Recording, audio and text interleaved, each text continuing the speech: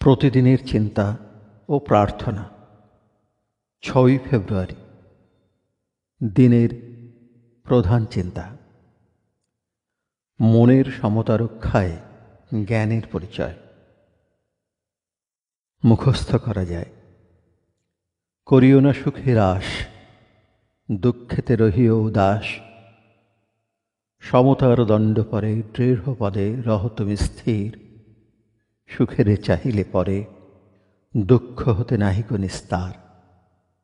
যমজ ভগিনী সম অবিচ্ছেদ্য দুহে তারা, রহে যেন আত্মা তব প্রশান্ত সুধীর, আনন্দ ও বিষাদের মাঝে।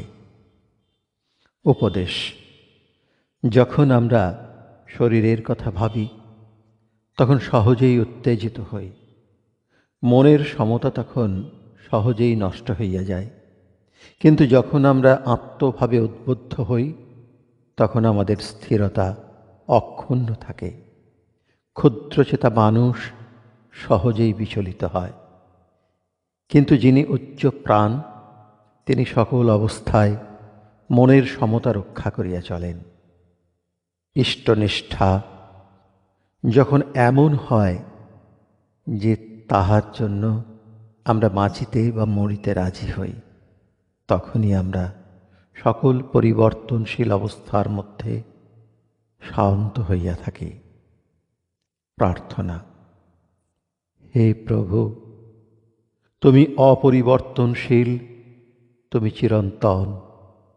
তোমার প্রতি এমন বিশ্বাস আমাকে দাও যেন আমি তাহার জোরে সকল বিঘ্ন আর সংগ্রামে জয়ী হইতে পারি এবং গভীর শান্তি ও প্রশান্ত ভাব লাভ করি।